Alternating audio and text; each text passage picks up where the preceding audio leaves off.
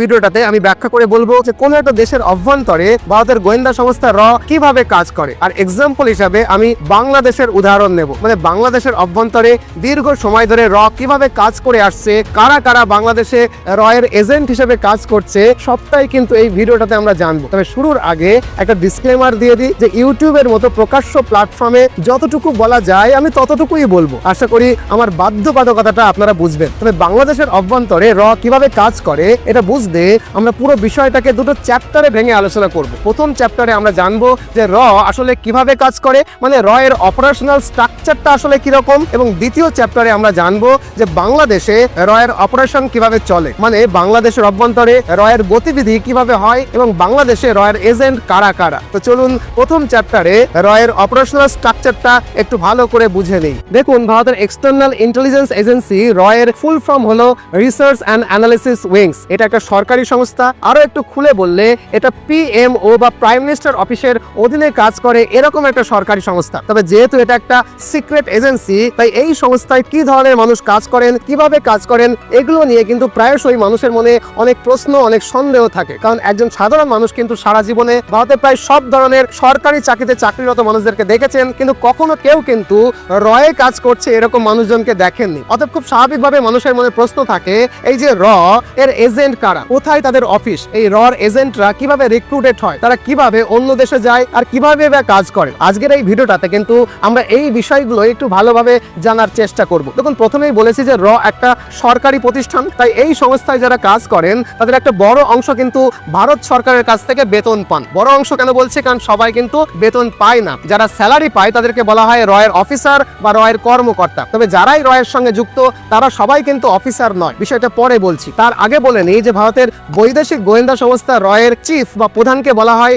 Secretary research. সাধারণত এই পদে একজন সিনিয়র আইপিএস বা সিনিয়র আইএফএস কর্মকর্তা নিয়োগ পেয়ে থাকেন। সেক্রেটারি রিসার্চের পরে নেক্সট পোস্ট হলো জয়েন্ট সেক্রেটারি। এই জয়েন্ট সেক্রেটারি হলো র এর সেকেন্ড মোস্ট ইম্পর্টেন্ট পোস্ট। তবে জয়েন্ট সেক্রেটারিকে সাধারণত কন্ট্রোলার বলা হয়, কারণ তার অধীনে একটা নির্দিষ্ট ডেস্কের দায়িত্ব কিন্তু থাকে। উদাহরণস্বরূপ ধরুন, আফগানিস্তান, পাকিস্তান আর নেপাল নিয়ে একটা ডেস্ক, আবার বাংলাদেশ, মায়ানমার, দক্ষিণ এশিয়ার দেশগুলো নিয়ে আরেকটা ডেস্ক, এরকম এক একটা ডেস্কের দায়িত্বে একজন জয়েন্ট সেক্রেটারি স্তরের অফিসার কিন্তু দায়িত্বপ্রাপ্ত থাকেন। আর এই কারণেই তাকে বলা হয় কন্ট্রোলার, কারণ তিনি এই ডেস্কের সমস্ত কার্যকলাপের উপরে নিয়ন্ত্রণ এবং তত্ত্বাবধান করেন। আবার একজন জয়েন্ট সেক্রেটারি অধীনে কয়েকজন প্রধান অফিসার থাকেন, যাদেরকে বলা হয় কেস অফিসার বা হ্যান্ডেলিং অফিসার। একজন কেস অফিসার বা হ্যান্ডেলিং অফিসার একটা ডেস্কের অধীনে একটা বিভাগের দায়িত্বপ্রাপ্ত হন। ধরুন, একজন জয়েন্ট সেক্রেটারির দায়িত্ব হলো সাউথ ইস্ট এশিয়া। এবার এর মধ্যে বাংলাদেশের দায়িত্বে একজন কেস অফিসার বা হ্যান্ডেলিং অফিসার থাকবেন। এই কেস অফিসার বা হ্যান্ডেলিং অফিসার কিন্তু ভারত সরকারের কাছ থেকে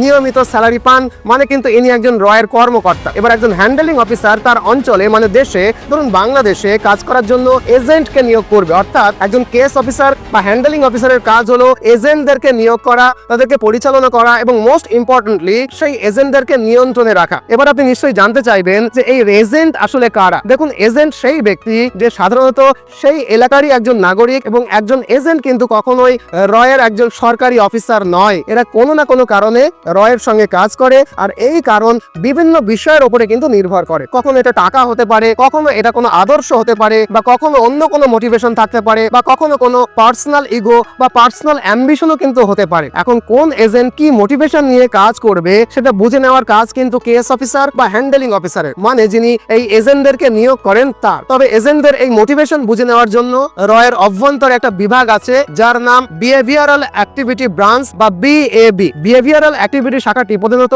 কেস অফিসারকে সাহায্য করার জন্যই তৈরি, যাতে করে প্রতিটা কেস অফিসার বা হ্যান্ডেলিং অফিসার এজেন্টদের মোটিভেশনটা ঠিকঠাক করে বুঝতে পারে। মানে এজেন্টটা ভারতের জন্য কেন কাজ করতে চায়, তার প্রেরণা কি, সে কি টাকার জন্য কাজ করছে, নাকি অন্য কোনো আদর্শের জন্য কাজ করছে, নাকি তার কোনো পার্সোনাল অ্যাম্বিশন রয়েছে, নাকি অন্য কোনো কারণ রয়েছে, এই বিষয়টা বিশ্লেষণ করে বিহেভিয়ারাল অ্যাক্টিভিটি অফিসার। এই বিশ্লেষণের উপরে ভিত্তি করেই একজন হ্যান্ডেলিং অফিসার বা কেস অফিসার এজেন্টের মোটিভটাকে কন্টিনিউয়াসলি বুঝতে থাকে এবং বিশ্লেষণ করতে থাকে। ক্রমাগত এই বিশ্লেষণ এবং বিহেভিয়ারাল স্টাডি থেকে জানা যায় যে এই এজেন্টকে কতদিন এবং কতটা কাজে লাগানো যেতে পারে। আবার এর মধ্যে দিয়েই আরো একটা বিষয় কিন্তু জানার চেষ্টা করা হয় যে ওই এজেন্ট ডাবল ক্রস করছে না তো, অর্থাৎ আমাদের সঙ্গে কাজ করার সময় একই সঙ্গে শত্রু পক্ষ বা শত্রু গোয়েন্দা সংস্থার সঙ্গেও যুক্ত হয়ে যায়নি তো। আশা করি এই অবধি বুঝলেন। এবার আমরা জানবো যে একজন র এজেন্ট কিভাবে একজন অ্যাসেটে পরিণত হয়, মানে কখন একজন র এজেন্ট একটা র অ্যাসেটে পরিণত হয় সেই বিষয়টা আর কি। আসলে একজন অ্যাসেটও কিন্তু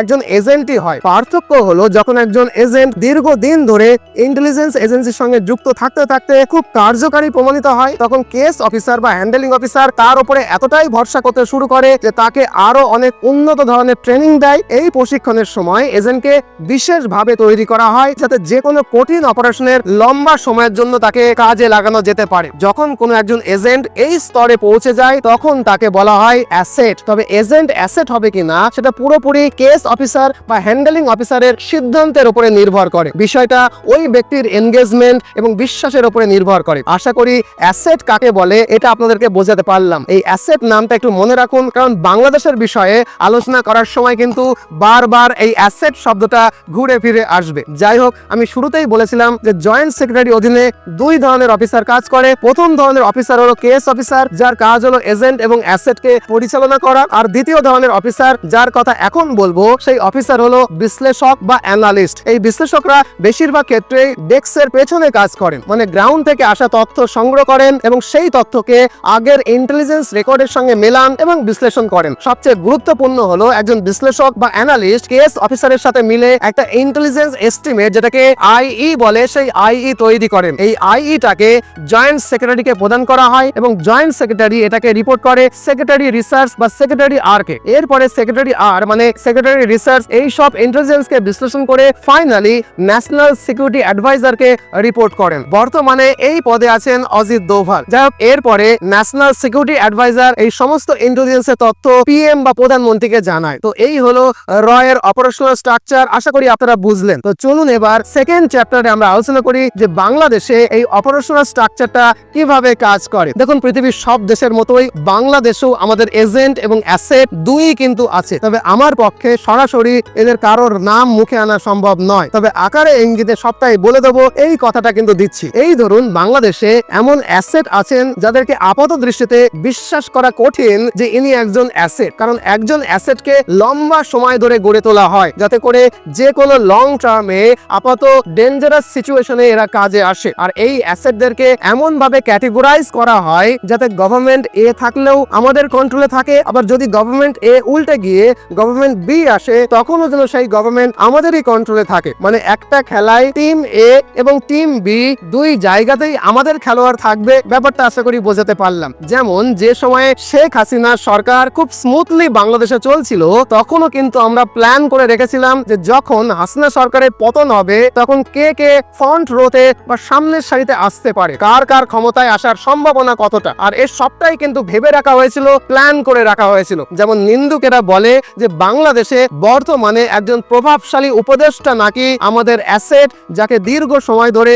গড়ে তোলা হয়েছে। ইনি একজন অধ্যাপক। উপদেষ্টা পদে নিযুক্ত হওয়ার পরে প্রাথমিকভাবে কঠোর ভারত বিরোধিতা করতে শুরু করে, তারপরে একটু আড়ালে থাকতে শুরু করেন, আর তারপরে সময় নিয়ে ধৈর্য ধরে উপদেষ্টা মণ্ডলীর বিভিন্ন পদে একে একে আমাদের পক্ষের লোকজনকে নিয়ে আসতে শুরু করেন, যাতে করে মাথার ওপরে মিয়া ইউনূস থাকলেও পুরো সিস্টেমটাই আমাদের কন্ট্রোলে থাকে। আমি কার দিকে ইঙ্গিত করছি আশা করি বুঝতে পেরেছেন। যাই হোক, শুধু এটুকু বলি, যা কিছু আমরা চোখে দেখি তার সবটাই সত্যি নাও হতে পারে। এমনও তো হতে পারে যেটা আমাদেরকে দেখানো হচ্ছে আমরা ঠিক সেরকমটাই দেখছি। যেমন একটা এক্সাম্পল দিয়ে বলি, ইউনূস সরকার ক্ষমতায় আসার পর রোজ তারা হাসিনাকে ফেরত চাইতো। পতিত স্বৈরাচার শেখ হাসিনাকেও আমরা ভারতের কাছ থেকে ফেরত চাইবো, অথচ 1 মাস হলো আর চাইছে না। মানে এই 1 মাসে বাংলাদেশে এমন একটা ঘটনা ঘটে গেছে যে ইউনূস সরকারের কিন্তু আর হাসিনাকে ফেরত পাওয়ার মুখ নেই। বিষয়টা কি? বিষয়টা হলো বাংলাদেশের একজন প্রভাবশালী সোশ্যাল মিডিয়া স্পিকার দীর্ঘ সময় ধরে